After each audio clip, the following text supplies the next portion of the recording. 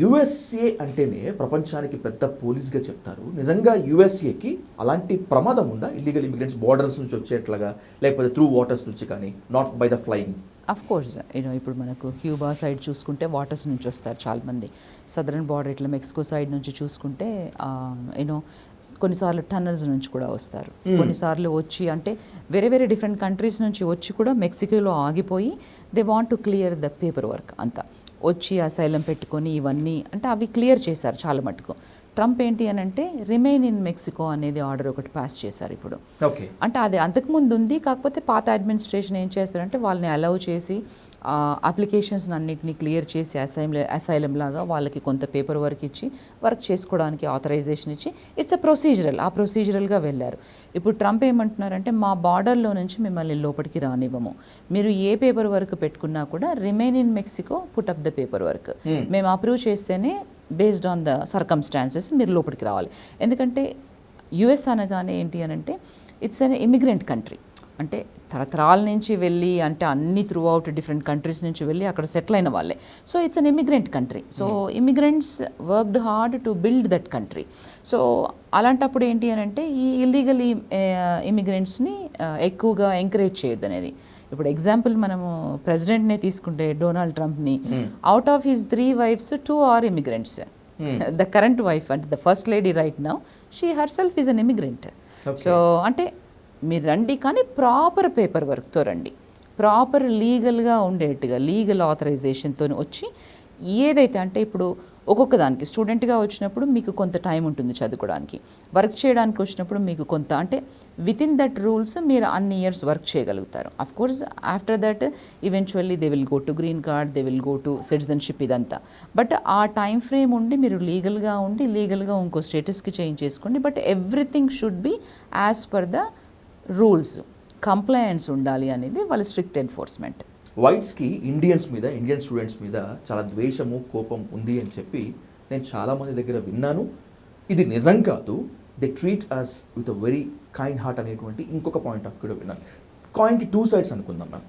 ఒకవేళ నిజంగా వైట్స్కి ఇండియన్స్ మీద హేట్రెడ్ కనుక అసహ్యం కనుక ఉంటే ఇల్లీగల్ ఇమిగ్రేషన్ వల్ల, లేకపోతే మనం వెళ్ళి అక్కడ తక్కువకి పనిచేసి వాళ్ళ ఉద్యోగాలను కొల్లగొడుతున్నాం అనేటువంటి ద్వేషం వల్ల, ఆ కోపం వల్ల ఏంటి అసలు? అంటే 2 రకాలు ఉన్నారు. ఇప్పుడు మీరు చూసుకుంటే అంటే అందరినీ వెల్కమ్ చెప్పింది కంట్రీ. ఇప్పుడు నేను ఆల్మోస్ట్ ఒక 23 years ago వెళ్ళాను యునైటెడ్ స్టేట్స్కి. అంటే వెళ్ళినప్పుడు ఎలా ఉండేది అంటే వాతావరణం వాళ్ళు they are welcoming, very welcoming. ఎందుకంటే మనము ఇన్ని సంవత్సరాల నుంచి ఎప్పటి నుంచో ఇప్పుడు ఆల్మోస్ట్ ఒక 70 years నుంచి మన వాళ్ళు వెళ్తూ ఉన్నారు, అక్కడ ప్రాపర్గా సెటిల్ అవుతూ ఉన్నారు, రూల్స్కి లోబడి ఉంటూ ఉన్నారు. ఎక్కువ డాక్టర్స్ వెళ్ళేవాళ్ళు ఒకప్పుడు.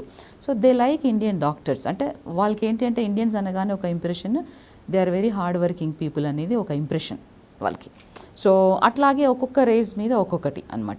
సో వెల్కమింగ్గా ఉండి మనల్ని వెల్కమ్ చేశారు అప్పుడు. అంటే నేను వెళ్ళినప్పటిదే నా పర్సనల్ ఎక్స్పీరియన్స్ చెప్తాను. ఒకప్పుడు నేను ఎమిగ్రేట్ అయ్యి వెళ్ళినప్పుడు ఒక స్మాల్ టౌన్లో ఉండేవాళ్ళం మేము. ఎవరు మిమ్మల్ని చూసినా కూడా అంటే ఒక స్మైల్ అనేది ఉండేది. మీరు గ్రోసరీ స్టోర్కి వెళ్ళండి, ఎక్కడ మిమ్మల్ని చూసినా కూడా వాళ్ళు ఇట్లా నవ్వుతూ ఒక స్మైల్ ఉండేది. ఎందుకనంటే they want to make you to feel comfortable there. Okay, అట్లా ఉండేది. ఈవెన్చువల్గా ఓవర్ ద ప్రాసెస్ ఇప్పుడు ఇన్ని ఇయర్స్కి I saw the difference. They are not doing it anymore. అట్లా అని హేట్రెడ్ అని మనం అనుకోలేము. మేబీ వాళ్ళకు ఉండొచ్చు లోపల. అఫ్ కోర్స్ మన వాళ్ళు వెళ్ళి అంటే లీగల్గా ఉద్యోగాలు చేసే వాళ్ళే ఎక్కువగా ఉంటారు, హార్డ్ వర్క్ చేస్తారు మన వాళ్ళు ఎక్కువగా వెళ్ళేది స్కిల్డ్ వర్క్ మీదే, H1Bs ఇవంతా. సో దీనికి ఏంటి అని అంటే H1B ప్రోగ్రామ్ అనగానే ఒక స్కిల్డ్ వర్కింగ్ ప్రోగ్రామ్. మా దగ్గర కంట్రీలో అమెరికాలో ఈ పర్టికులర్ స్కిల్స్ ఉన్న అమెరికన్స్ తక్కువ ఉన్నారు కాబట్టి మేము వేరే కంట్రీ నుంచి తెచ్చుకుంటున్నాము. ఈ స్పెషాలిటీ ఆక్యుపేషన్లో మాకు కావాలి అని వాళ్ళు ఆ పొజిషన్స్ని ఫిల్ చేస్తున్నారు. అంటే మన వాళ్ళు కేపబిలిటీస్ ఉన్న వాళ్ళు వెళ్తున్నారు, ఆ జాబ్ ఆఫర్స్ని తీసుకుంటున్నారు. చాలామంది ఇప్పుడు టెక్నాలజీ రంగంలో వాళ్ళకు ఇంకా రిక్వైర్మెంట్ ఉంది అక్కడ. It's not end of the ఇది, వాళ్ళకి ఇంకా రిక్వైర్మెంట్ ఉంది, మన వాళ్ళకి ఇంకా మంచి ఛాన్సెస్ ఉన్నాయి. కానీ ఎప్పుడు ఉంటాయి, మీరు ఎప్పుడైతే లీగల్ రూల్స్ ఫాలో అవుతారో. ఇప్పుడు మనము స్టూడెంట్స్ ఎవరైతే డిఫరెంట్ ఏరియాస్లో స్టూడెంట్స్ ఎందుకు వెళ్తున్నారు, చదువుకోవడానికి వెళ్తున్నారు. సో మీరు F1 ఇచ్చినప్పుడు మీకు కాన్సులేట్లో మీరు రిక్వైర్మెంట్స్ మీట్ అవుతేనే మీకు F1 ఇస్తారు. F1 ఇచ్చినప్పుడు మీరు ఏం చెప్తున్నారు, ఇప్పుడు మీకు ఒక 50 లక్షలు అవుతున్నాయి మీ మాస్టర్స్ చేయడానికి, మీరు ఏం చెప్తున్నారు, మా పేరెంట్స్ కానీ లేదు అంటే నేను లోన్ తీసుకున్నాను, some kind of financial support వల్ల ఈ 50 లక్షలు నాకు కట్టే అర్హత నాకు ఉంది, నాకు ఆ ఫైనాన్షియల్ కేపబిలిటీ ఉంది అని చెప్తున్నా. చెప్పిన తర్వాత మీకు వీసా ఇస్తున్నారు. అంటే అందరికీ ఇవ్వరు, బట్ ఆఫీసర్ సాటిస్ఫై అయినప్పుడు మీకు వీసా ఇస్తారు. ఇచ్చినప్పుడే మీరు కంట్రీ లోపలికి ఎంటర్ అవుతారు. కంట్రీ లోపలికి ఎంటర్ అయినప్పుడు ఏంటి అంటే మెయిన్గా ఆ 2 ఇయర్స్లో based on the course work, కొంతమందికి 1 ఇయర్ ఉండొచ్చు, కొంతమందికి 2 ఇయర్స్ ఉండొచ్చు.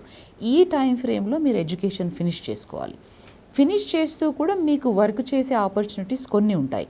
అది ఎలాగూ, ఫుల్ టైం స్టూడెంట్కి పార్ట్ టైం ఆన్ క్యాంపస్లో 20 అవర్స్ వరకు వర్క్ చేసుకోవచ్చు. అలాగని you cannot just do what ever you want. మీరు స్కూల్ డిఎస్ఓ దగ్గరికి వెళ్ళి, ఇంటర్నేషనల్ ఆఫీస్కి వెళ్ళి ఆథరైజేషన్ తెచ్చుకోవాలి, వర్క్ ఆథరైజేషన్. వాళ్ళు ఆథరైజ్ చేస్తేనే అప్పుడు మీరు